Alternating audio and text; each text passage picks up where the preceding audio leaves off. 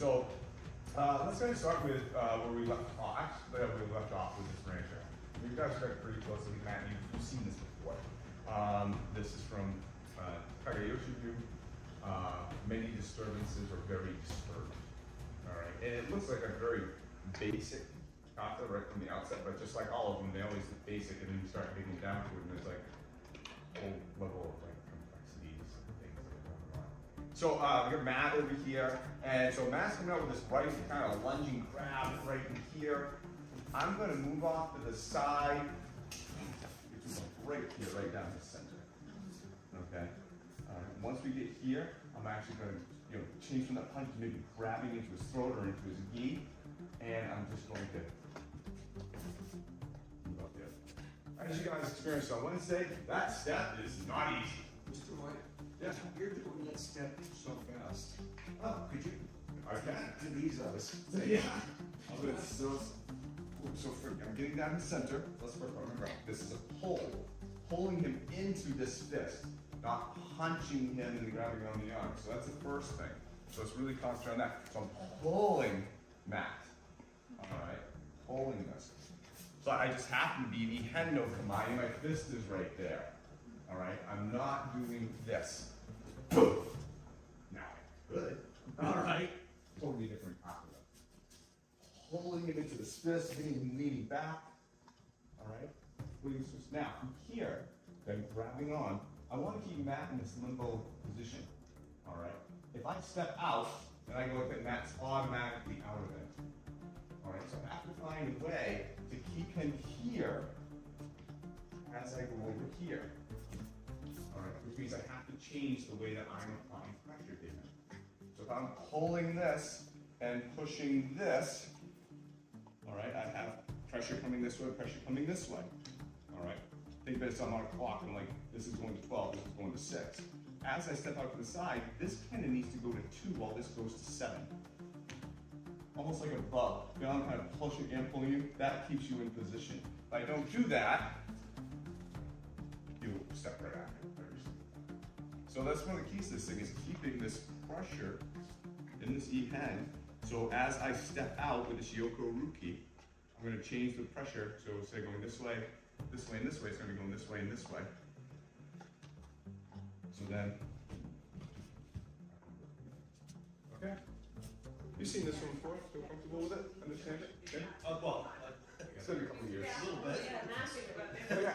You want to? Yes, yeah, sure. Lunge. So lunge, punch, pulling to here. Okay. Now, please also note, if Adam's punching you on this line, I want you to watch where his arm ends in the end. Here. Perpendicular to the line that he was punching in. Alright? I'm an E-hand. So I'm doing that. This push and this pull going on right now. Grab into here, grab into here. I'm going to change the pressure.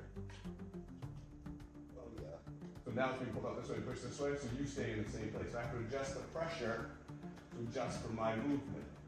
And then, okay. But I'm always constantly keeping this at the zenith of work. Once I get here, it's always constantly at the zenith of work. I'm not letting it uphill with his shoulder. Okay? We feel comfortable starting again, so let's get it. Yeah. Okay. So you're gonna come in with that bit. So you can go right on this line. So here, sorry, right? I'm gonna come up.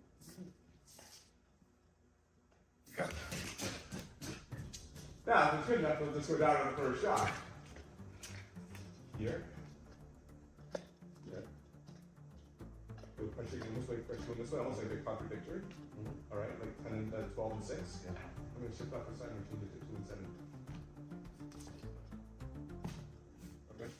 And that's why you keep being held in this position even though I'm moving off to the side. I just keep going back. Yeah. Yep. Yep. Okay. You guys are doing really well. What's interesting in this is that it is a forward-leaning thing. So it makes it look like inherently it's aggressive, which just jams up my space and makes me have to push you away. This is a pulling thing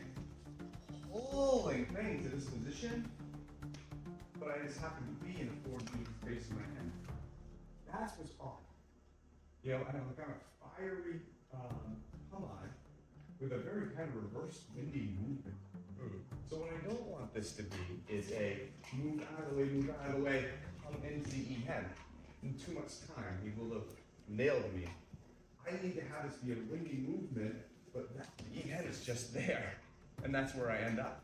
So that's how you run into this more, right? I'm pulling you into this, and this just happens to be in your brain.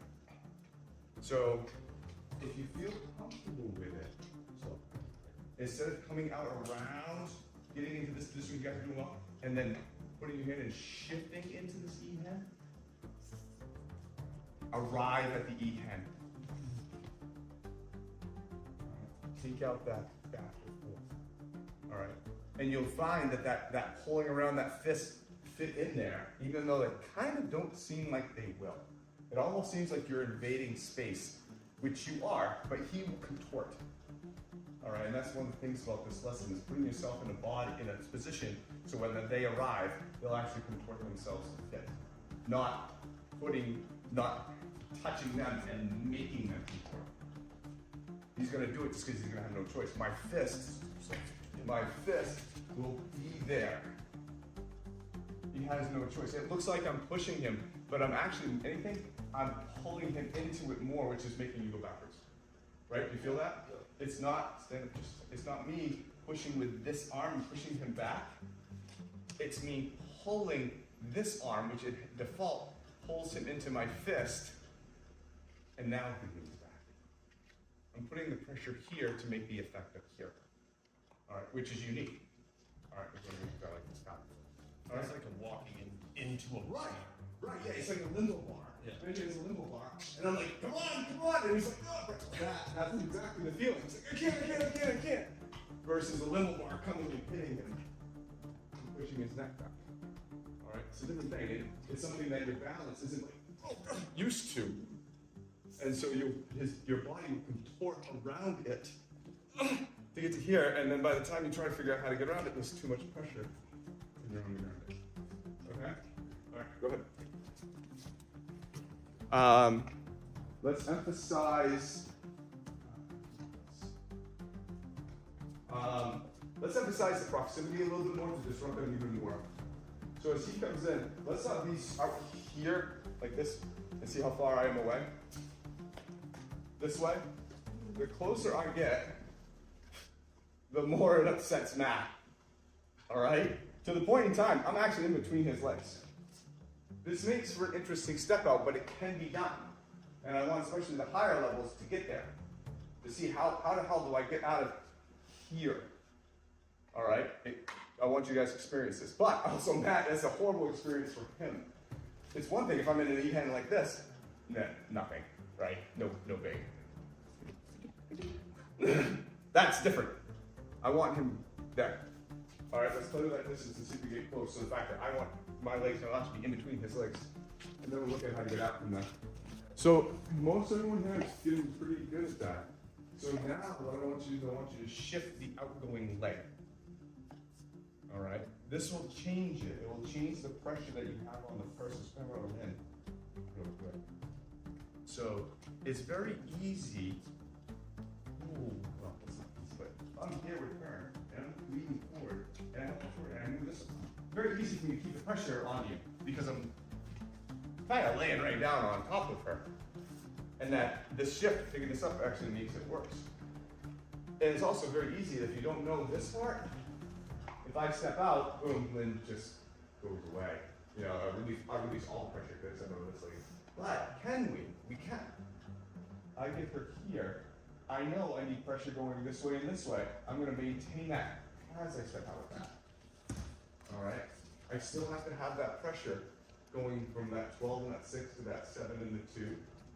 But it enables me now, if I know that, I can now step out of this leg and do more. All right, gives me more options. It's easier to start like this because I have more downward pressure. But if I'm here and this hip comes out this way, I can still do the same thing. But you can't if you don't know the fact that you have to keep that pressure down. All right? It's the 7 and the 2 that you 7 and the 2 is what counts as breath. All right. So if you think you got this pretty good, try stepping out with this leg, but maintaining that posture on that part. Okay. Good. You guys have like this kind of looks like in a soto gake, kind of. But you would never start. Well, not never. But if that night I like this, I would not start in soto gake. I would probably do 18 different variations of throws, or just junking. Like, soto gake probably would not be the call from here. But when I go to the same place, well, this gives you the ability now to understand that if I can be here to here to here, great, and a soto gake actually can work. Even though you're starting from what you see is simply a soto are kind of like this, right? And then shifting and moving from here, we're kind of new. I'm not. Much less two, in a soto, you're holding on to me. In this one, you're not holding on to me. I'm like, I got you. But what if we happen to be in this position? Can we do the same thing to him? We can. So now, because he's holding on to me, I can actually, I'm going to just maybe start over here, and I'm going to go out of a consultant position and get back to a consultant position using this. I'm going to pull him around, like we have been, but I'm going to pull him around because he's holding on to me. I'm going to still kind of have his arm. So like I was doing here, and I'm going to do it here. See that? This hand is still going to go into here because it's right here already. So move it to here. I'm going to get down the center. And we're going to give it safe again. Okay. The only real change is honestly the fact that I have to roll him. It's interesting transition because if I just stand here like this, I can't roll your arm like that, and I won't move because it has to happen as I move. Make sense? Yep. You guys kind of see this. So we're here, kind of tilted position. I'm like, oh, I don't want to go over there because I see his buddy. Oh crap. Oh. Now I can get him between. Now his buddy has to jump on him to get over him. That's good for me. All right. So we see it. We see the change, the variation. Okay. So you are kind of grabbing and actually. Kind of. There's less of a grab than you think. It's more the fact that if I can bring my arm under here like this, you automatically kind of go, right? And so really anything just kind of maybe pushing the elbow in and up this way a little bit. I could and grab on and keep going. But stay right there for a second. If I don't move, I can't do it. No matter how hard I go. It's the fact that I'm going to move. Now I can do it. All right, so it has to be in relationship to you getting back on that center line. Okay. You're moving the elbow toward the belt line. Yes, but the the belt line's moving out of the way, right? Or it won't work. I can't do 1 and 2. I actually have to do them both at the same time. They both have to go at the same time. Have to. Yeah. Have to. It won't work if you don't. If I did it the other way and I moved my, I can't do it that way either. I can't go 1 and 2. I can't go 2 and 1. I have to go 1, 2. Have to happen at the same time. This is a nice transition. This is what we got. All right, good. And now that we know how the person's supposed to feel, right? Let's oh man this. So he comes in. All right, and just take him right to it. Right? And just cut out the angles a little bit. I know I need to get him to feel this way, right? I need to keep him feeling that way as I go around him. Okay.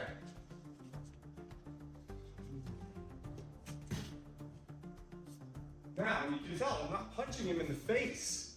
It's not I couldn't whack and do that. I mean, that is an effective technique, but I'm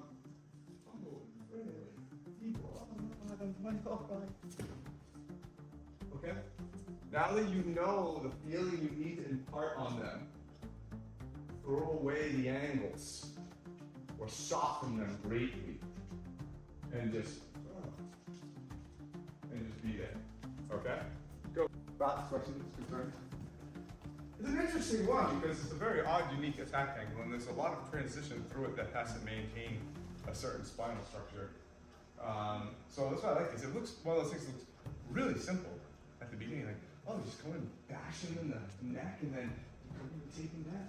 How simple is that? And then when you try to do it, it's like, that didn't work at all. It's like, oh no, it's this, and it's oh.